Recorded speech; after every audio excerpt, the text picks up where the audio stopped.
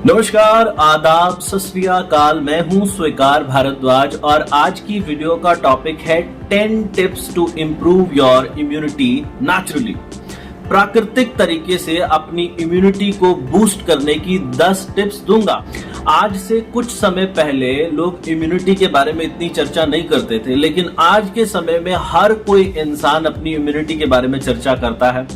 Immunity को दवाइयों के द्वारा बूस्ट करना और प्राकृतिक तरीके से बूस्ट करना, दोनों में अंतर है। अगर किसी इंसान की इम्यूनिटी अच्छी हो तो उसके अंदर ऐसी ताकत होती है, उसकी इम्यूनिटी हार्मफुल पैथोजन से फाइट करने के लिए काबिल होती है।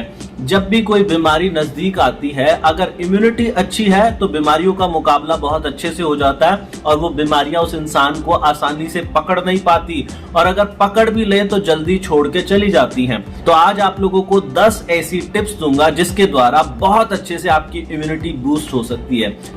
टिप नंबर 1 है जी, गेट इनफ स्लीप। पर्याप्त मात्रा में नींद को लें। जी हाँ, नींद और इम्यूनिटी आपस में जुड़ी हुई है।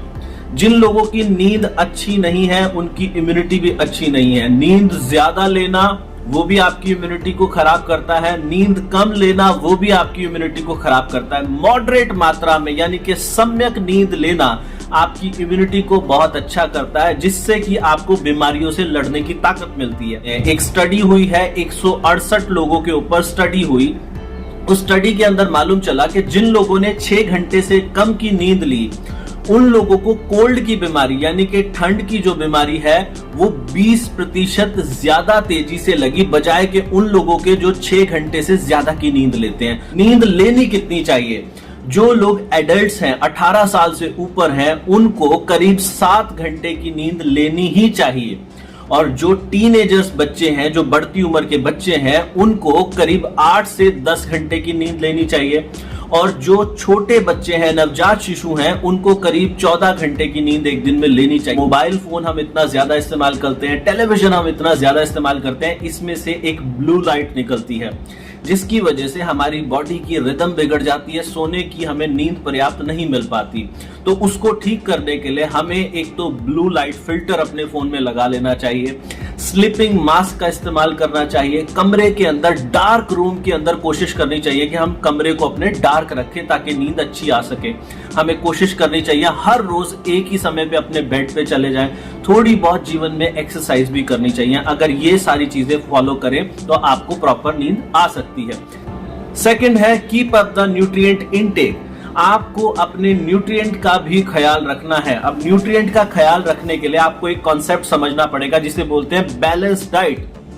बहुत सारे बच्चे अपने स्कूल में जाते हैं तो टीचर उनके वहां पर एक चैप्टर पढ़ाया जाता है छोटे बच्चों को, जिसको कहा जाता है बैलेंस डाइट। न्यूट्रिएंट क्या होते हैं? माइक्रो न्यूट्रिएंट होते हैं, मैक्रो न्यूट्रिएंट होते हैं, जिसमें विटामिन्स आ जाते हैं, मिनरल्स आ जाते हैं, एंटीऑक्सीडेंट्स आ जाते हैं, जिसके अंदर प्रोटीन आ जाता है, फैट्स आ जाता है, कार्बोहाइड्रेट्स आ जाता है। माइक्रो और मैक्रो न्यूट्रिएंट्स का ध्यान रखना जरूरी है। अब रखें कैसे ध्यान? क्या खाना चाहिए, क्या नहीं खाना चाहिए? बहुत बार मैंने वीडियो बनाई है, मेरे चैनल पे आपको बहुत सारी वीडियो मिल जाएंगी। ये न्यूट्रिएंट हमें मिलते कहां से? ये हमें मिलते हैं फ्रूट्स से, वेजिटेबल से, नट्स से, लेग्यूमीज से और मीट से। तो ये सारी चीजें जो हम लेना चाहते हैं न्यूट्रिएंट्स, इसके लिए हमें एक रूल अपनाना चाहिए अपने जीवन के अंदर। जब भी आप खाना खाने बैठें तो अपनी प्लेट को 50% प्लेट को फ्रूट्स एंड वेजिटेबल से भर लीजिए। ये रूल याद रह सकता है। क्वार्टर ऑफ द प्लेट को यानी कि 25% प्लेट को अपने भर लीजिए होल ग्रेन से, जो हम अनाज खाते हैं उससे 25% भर लीजिए। बाकी बचे हुए 25% को प्रोटीन से भर लीजिए। इन सब के सोर्सेज बहुत सारे हैं। हरी सब्जियां आप ले सकते हो, पालक ले सकते हो, बथुआ ले सकते हो, तोरी ले सकते हो, आप लौकी ले सकते हो, आप ब्रोकली ले सकते हो, आप शलगम ले सकते हो, आप मूली ले सकते हो, आप गाजर ले सकते हो, आप प्याज ले सकते हो। लेकिन ये पता लगाने के लिए एक आम इंसान के पास कोई कैलकुलेटर नहीं होता। कितने विटामिन्स लेने चाहिए, कितने मिनरल्स लेने चाहिए, कितने ले लिए, कितने कम रह गए, इसके लिए हमें कई बार न्यूट्रिशनल ड्रिंक का सहारा लेना पड़ता है जो हमें एक्सटर्नल सोर्सेज से मिलता है। तो न्यूट्रिशनल ड्रिंक के तौर पे मैं काफी लंबे समय से प्रोटीन एक्स का इस्तेमाल कर रहा हूं, जिससे मुझे काफी फायदा हुआ है। तीसरी जो टिप है वो है eat more of the whole plant food. यानी कि ऐसी चीजें खाएं जो होल ग्रेन से बनी हुई है, होल प्लांट से बनी हुई है। जैसे कि मैदा ना खाएं, खाएं तो होल व्हीट ग्रेन खाएं।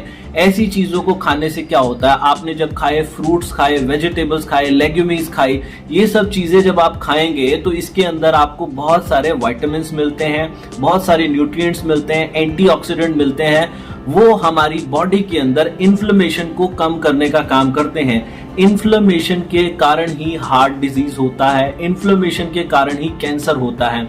जब आप पर्याप्त मात्रा में फाइबर खाते हैं, इन सब चीजों के अंदर फाइबर होता है, जब पर्याप्त मात्रा में आप फाइबर खाएंगे तो आपके गट के अंदर हेल्दी बैक्टीरिया बनेगा, जिससे आपकी इम्यूनिटी इंप्रूव होगी। कुछ फ्रूट्स ऐसे होते हैं जिसके अंदर विटामिन सी होता है, जो हमें कोल्ड से बचाने के काम आता है। चौथी टिप है जी, eat more of the healthy fats. Healthy fats क्या होता है, आपने फैट्स के बारे में तो सुना होगा, घी, मक्खन, तेल, रिफाइंड ऑयल, या आप घर में खाते हो। आप कहोगे कि वो भी तो फैट्स है। हेल्दी और अनहेल्दी क्या होता है, जो घर में हम तेल इस्तेमाल करते हैं, जो रिफाइंड ऑयल इस्तेमाल करते हैं, वो बहुत ज्यादा प्रोसेस्ड होके आता है, हजारों डिग्री टेम्परेचर पे उसे गर्म किया जाता है, तो जो उसकी न्यूट्रिशनल वैल्यू है वो बिल्कुल खत्म हो जाती है। तो ऐसी चीज अगर हम खाते हैं तो हमारे शरीर में चर्बी को बढ़ाने का काम करती है।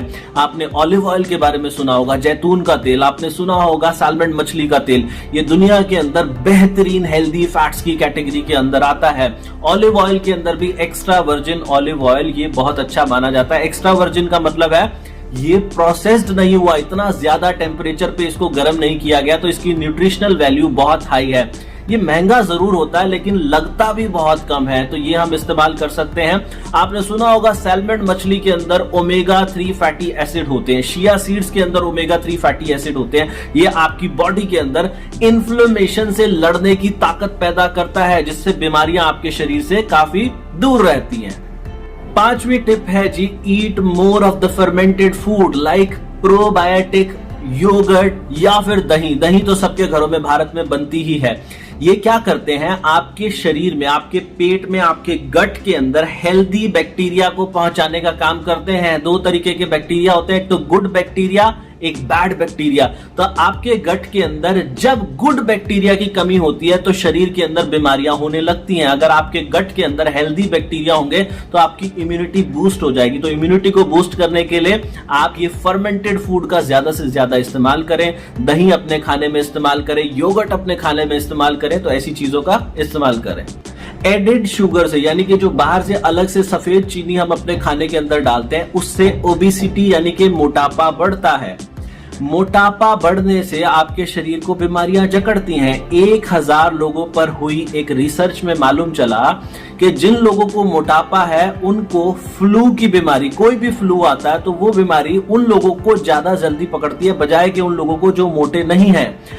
मोटापे से, ओबेसिटी से टाइप 2 डायबिटीज की बीमारी बढ़ती है।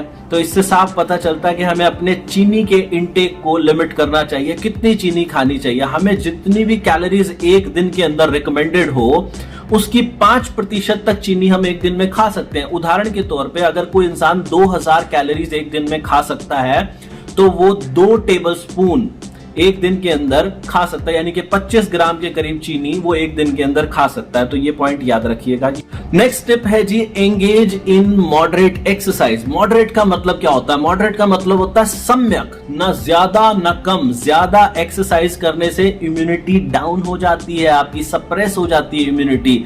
अगर आप सम्यक एक्सरसाइज करते हैं तो आपकी बॉडी की इम्यूनिटी बहुत अच्छी हो जाती है। अगर आपने कोई वैक्सीन लगवाई है तो उस वैक्सीन की इफेक्टिवनेस बढ़ जाती है अगर आप सम्यक एक्सरसाइज करते हैं। सम्यक का मतलब क्या होता है जी, सम्यक ना ज्यादा ना कम। आप साइकिलिंग कर सकते हैं, आप जॉगिंग कर सकते हैं, आप स्विमिंग कर सकते हैं, आप हल्की हाइकिंग कर सकते हैं। नेक्स्ट टिप है जी, स्टे हाइड्रेटेड। स्टे हाइड्रेटेड का मतलब पानी पीते रहो। अगर आप डिहाइड्रेटेड रहोगे, यानी कि पानी कम पिया जितनी शरीर को जरूरत थी, तो क्या होगा जी, कम पानी पीने से आप लोग डिप्रेशन में रहोगे, आपकी शक्ल ढल जाएगी, आप डिप्रेशन में भी आ सकते हो, आपको स्ट्रेस भी हो सकता है, आपकी परफॉर्मेंस गिर जाएगी, आपकी इम्यूनिटी गिर जाएगी। लेकिन अगर पानी पर्याप्त पिया है, पर्याप्त पानी का मतलब क्या होता है, जब आप पेशाब करने जाएं, जब आप यूरिनेट करने जाएं, तो आपके पेशाब का कलर हल्का लाइट पेल येलो कलर होना चाहिए। तो आपने पानी पर्याप्त किया।